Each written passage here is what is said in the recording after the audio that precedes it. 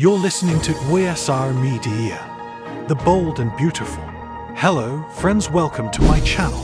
Before starting the video, please go ahead and hit the subscribe button and give this video a like up.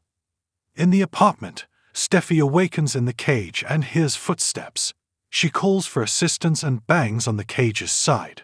Luna opens the door, Steffi's side.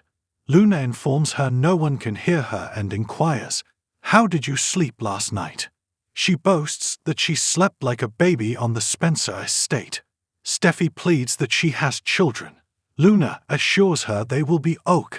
She will ensure that they are well taken care of. Steffi begs Luna to let her out, but she departs. Steffi shakes the cage and sobs. In his office, Finn tells his mother he wishes he knew where Steffi went. He was hoping she'd at least call. He laments that he really messed up, and now his wife doesn't want to be in the same room with him. He loves her and misses her. Lai suggests that Finn text Steffi. Finn says he agreed not to contact her. As much as it's killing him, he needs to honor her wishes.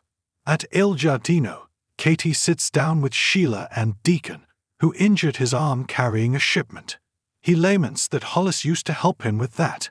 He can't believe that Bill's new girlfriend killed his best friend. Katie's just glad that Maniac is out of Bill's life. Sheila asks if she's spoken to Finn. Katie says, "Not yet." Sheila feels his aunt being arrested must be devastating for him. Deacon is sure Luna must be glad to have her dad for support. Katie muses, "Actually, that's not quite true." After Katie's told them that Bill's not Luna's father and Poppy killed Tom and Hollis to keep it quiet, Deacon says he hopes she spends her life rotting in prison. They all feel for poor Luna. It sucks that she has to go through it alone. Sheila thinks Finn will step up for his cousin. In the apartment, Steffi picks up a water bottle, thinks about it, and then puts it down again. She screams for someone to get her out of there. "Help me! Help me!"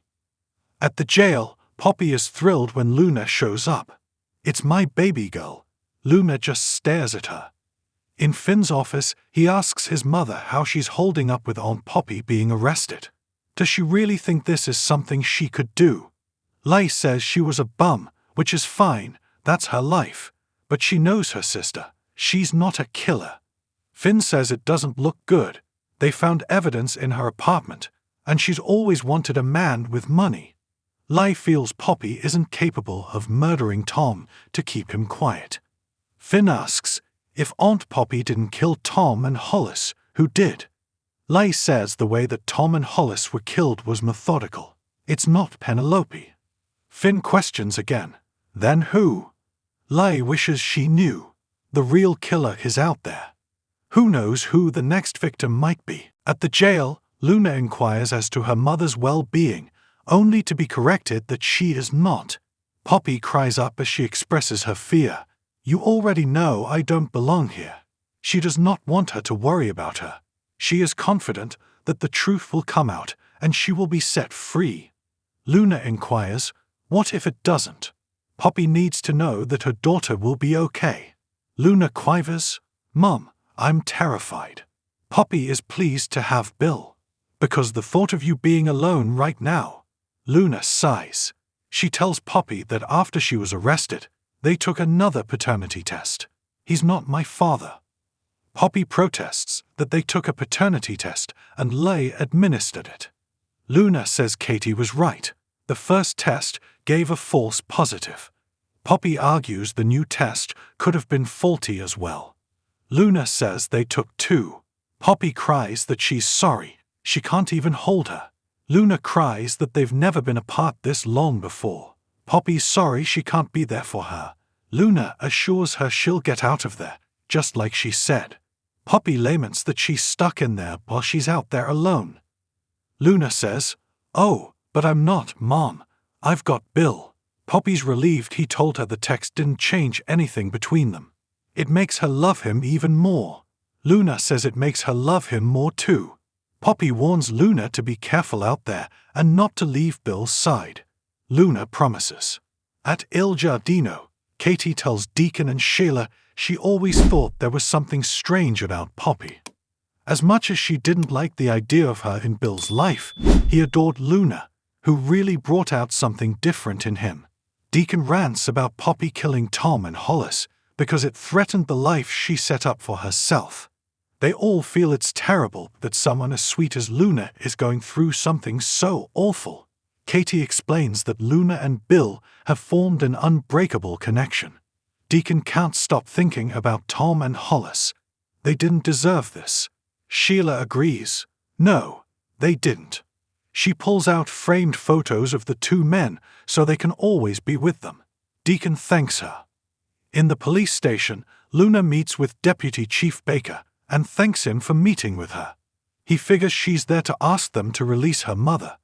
Luna says her mother isn't innocent and she can't cover for her. Not about this. Baker says, "Talk to me." Luna tells him she has evidence that proves her mother is guilty of murdering those two men. In Finn's office, Lily assures her son that Steffi just needs time to think. Finn decides that he should check in on Luna. "I'll swing by her apartment and make sure she's all right."